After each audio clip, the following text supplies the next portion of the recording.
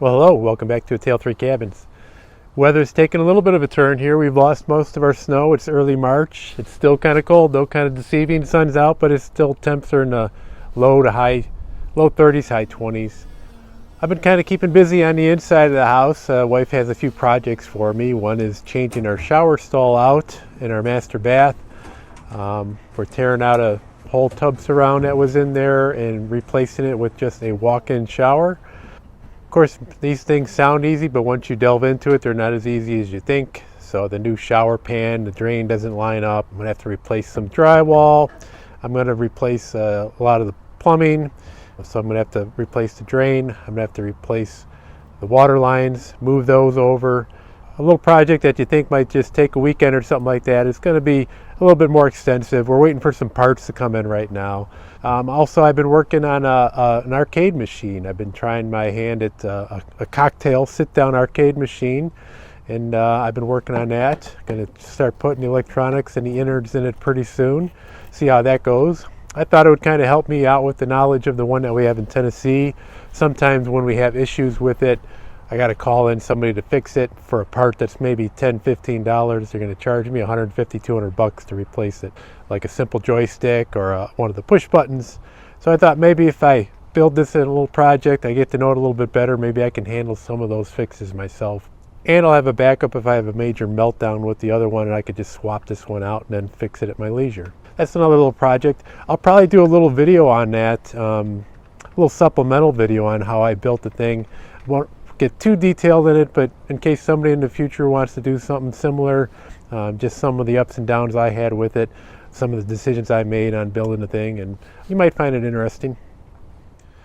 A lot of you have questions on what's going on with my variance, and I'm going to go into this a little bit in case you plan on applying for a variance in the future, doing a similar project, you want to modify your property in some way. So I'm just going to go through a little bit what I went through. It wasn't as cut and dry as I hoped it was going to be. And just to refresh your memory, I'm building a pole barn here. I needed to get a variance, and I didn't even know this at the time I started building it. I called just to check on the height of it if I would have to get some sort of variance. But in the process of calling for that, I found out that you're not allowed to build anything in front of your house. And this pole barn is going to go in front of my house. I have about 700 feet of property in front of us before we get to the road. Most of it is a buffer of trees, and it was the perfect spot to put a pole barn. It would go right off of my driveway here. So that's the main reason I want to build in front of the house. If I have to build in back of the house, that'll create all kinds of issues. So I applied for the variance. It costs $500. There's no guarantee that you'll get approved for it, and if they disapprove you, well, you just wasted $500. And you're not going to be able to build the project you wanted to. I live in a township. You have cities, townships, villages.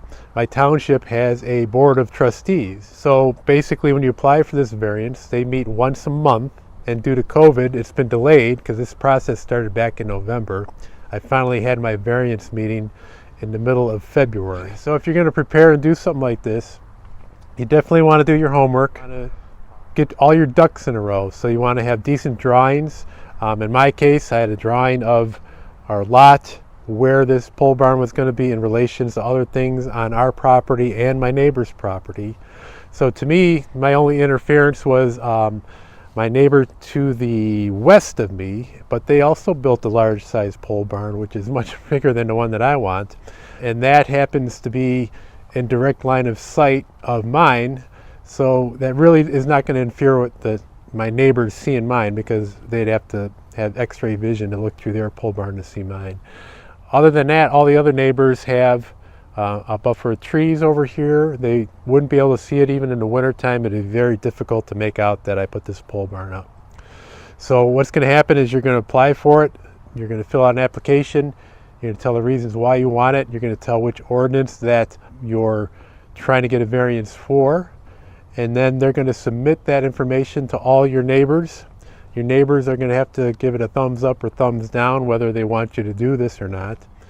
And then I had to go in front of this board of trustees, not only them, but a building director, the fire chief, a fire inspector, a zoning commission person, a secretary. Altogether there was about 13 people that I was in front of, 8 of them in person and 5 on a Zoom meeting.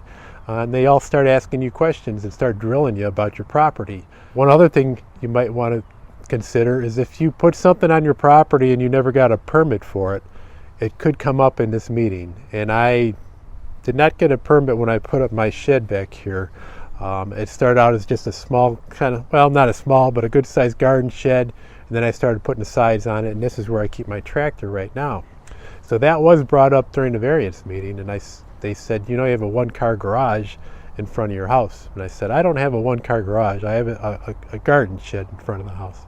I said, well, you're paying taxes for a one-car garage.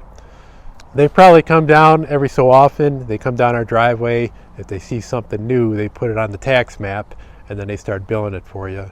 They considered my shed a one-car garage. One thing I did in this meeting is when you go in there, be prepared to be asked all kinds of questions. And then also what would be helpful is if you had a history of your property. So when I first started my spiel on why I wanted to build this pole barn, I went way back to where before I owned it. And this property happened to be owned by a couple that purchased it for their son as a wedding gift. And at the time, the bride-to-be did not care for the property. She thought it was too far of a drive out in the country compared to which she was living now. So they didn't want the property. And the property had already had a clearing made for where the house was going to go. And kind of part of the driveway was kind of carved out too, even though it was still too muddy to actually drive back here. So in my meeting, I mentioned that history, and I said when I built our house, that's the reason we built back so far, is because it was already cleared out, and we enjoyed being back in the woods. And we built a log home, which has a nicer setting being in the woods and closer to the street. So I think a little bit of that history helped. One of the people on the board asked me, well, when you built back there, were you aware of the ordinance that you're not allowed to build anything in front of your house? And I flat out said, no, I had no idea of that ordinance. I didn't even envision building a pole barn 25, 26 years in the future that I was going to need one. I had some people on the zoning board still insisting that I build this pole barn behind my house. And I said that could jeopardize my septic system. My driveway does not go back there. I'd be turfing the lawn every time I pulled my tractor in and out, and that being in front where I want it proposed, it would be right off my driveway, which would be easy access in and out of this pole barn. So that kind of squelched that argument. They were still saying that I should probably put it back there. I have a lot of old growth trees back there also that I would have to level and take down, many more compared to where the proposed area is for the pole barn now. So I'm about 20 minutes into this meeting, and all of a sudden it kind of takes a drastic turn, and they start talking about my culvert pipe, where I have a little bridge that I come over my driveway, and there's a little creek, and sometimes the creek runs quite large when it's raining really hard. And they got out on a tangent about this culvert pipe, and they started asking me, well, can a fire truck drive over it? Will it support a fire truck? And I said, well, it supported dump trucks and deliveries of stone. I'm not positive it could support a fire truck, but it's pretty heavy duty. So then they wanted to put an extension on the meeting, have the fire department come and look out and look at this bridge to see if they could drive a fire truck over it or not. I told them that was pretty much irrelevant. You really don't have to drive over this bridge if this pole barn were to catch fire, because it's probably only about 50 to 100 feet away from the edge of the bridge, and their pre-connected lines would have no problem reaching it. Well, then they became concerned about my house, which is another couple hundred feet up above the bridge, and a fire truck going over there.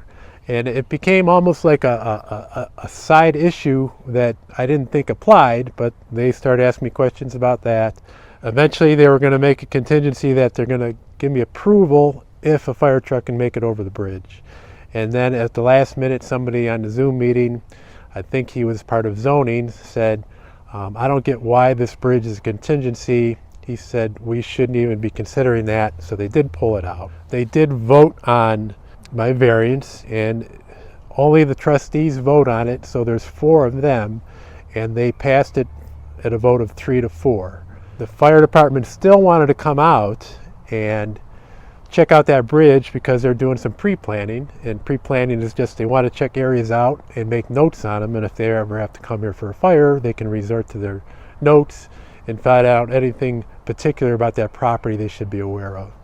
So I said, no problem, come out whenever you want to. At the time, there was a good foot and a half of snow on the bridge, and I said you probably wouldn't have a good gauge of what it looks like with all the snow on top. So they just came out recently, probably about 3 days ago, and they looked at it, and now this is another can of worms that's opened up. They thought it was beefy enough, but they didn't think it was wide enough for a fire truck to get over it, because it's got a little bit of a turn to it when you're going over it. They also cited some other ordinance saying that if your driveway is any longer than 300 feet, you have to provide a turnaround for fire apparatus. I never heard of this either, and never heard of it when I was building a house back 25, 26 years ago. And I can tell you that majority of the houses on my street do not have turnarounds, but have some fairly long driveways. So they were going to take that information back, and they were going to notify zoning about it. And I don't really know what's going to become of that, if that's going to become an issue. I can't see them making me put some sort of turnaround in. So I'm hoping that they're just going to make notes about it, and just beware that if our house does catch on fire, they're going to stop at that bridge, and they're not going to be going any further. So we'll see what happens from that point on.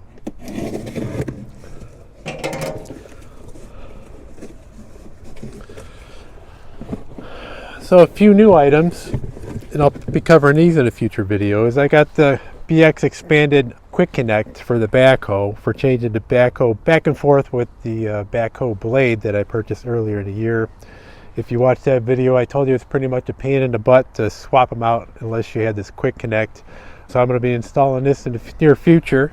I did get a comment from somebody who bought this and said that it kind of interfered with the function of their backhoe when they would put it back in its storage mode, basically, and that it potentially could scrape part of the backhoe arms. So I'll see if that comes true or not.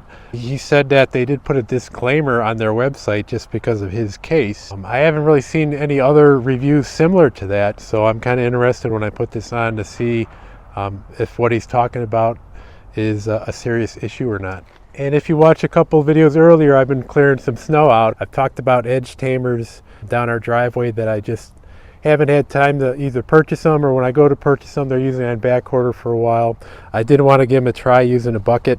And a gentleman named Joe, who has a YouTube channel, and his channel is called Green Tractor Therapy, reached out to me, and he said he had a set of edge tamers and that he wouldn't mind giving them up if we bartered a deal. So we went back and forth. He is a retired policeman, I'm a retired fireman, so we're both cheap, so we bartered back and forth quite a bit, basically two opposing forces, but we did come to a deal. He sent them out to me FedEx, and I just got them the other day, and they look fairly decent shape. It's just got a little scrape on the bottom here that otherwise they look pretty good. So I saved a little bit of money getting them directly from him. He didn't need them anymore. They were just kind of laying around in his shop. So I don't know if we're going to get any snow. We're kind of at a turning point. We've still got a good month and a half of a chance of that freak snowstorm coming through. So we'll see if I get a chance to use these or not. Another question I've been getting lately, especially when I'm using the brush crusher on some of these projects, is if I had to do it all over again, would I buy a brush crusher again, or would I go for a dedicated grapple with a third function on the tractor? I would buy this again. I've had a lot of success with it. I'm pretty comfortable with using it, but if I had a lot more money expendable to me, I certainly would love to have a grapple and a third function, where that third function could come into play with some other attachments. But this brush crusher has worked out really good for me. I would buy it again, and I've got no issues with it. The only thing I could say is that if you go to buy it, make sure you either buy it with the center teeth in there, because when I bought it, it was just the two end claws, and having the middle teeth really make a world of difference with this brush crusher.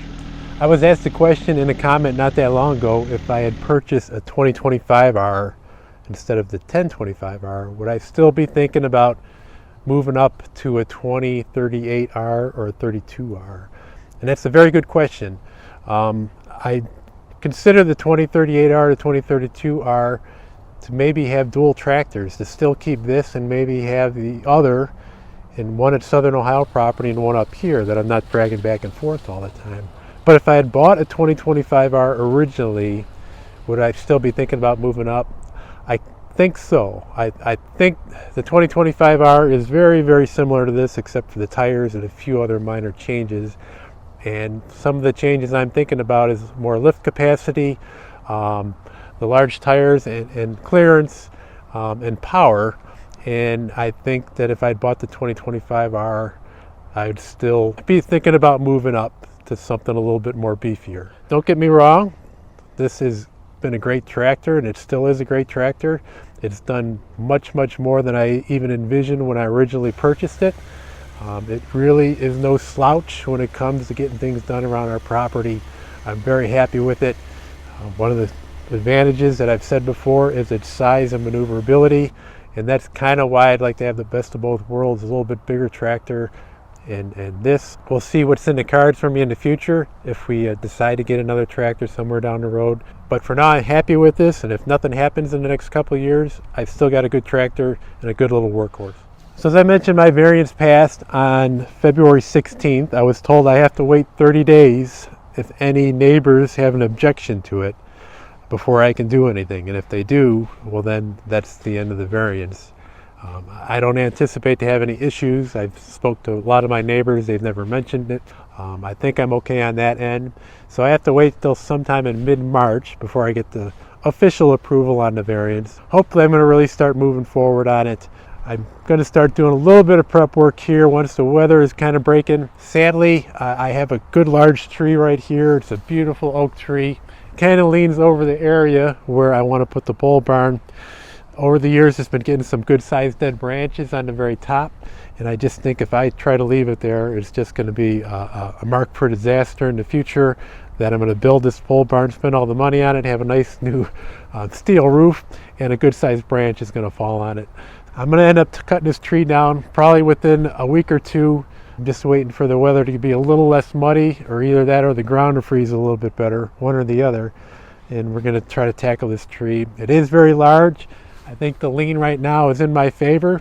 I'm going to have to try to get it to go in between a little grouping of trees here and just kind of place it perfectly. So watch out for that in a video coming soon, probably not too far in the distant future. So that's just a little mishmash of some viewer questions, what's been going on with me with the variance, what I got in store for the next couple weeks, and some of the little new products that I'll be looking at too down the road. I appreciate everybody watching. Hope you enjoy these videos and subscribe, and keep an eye on us. Take care, everybody.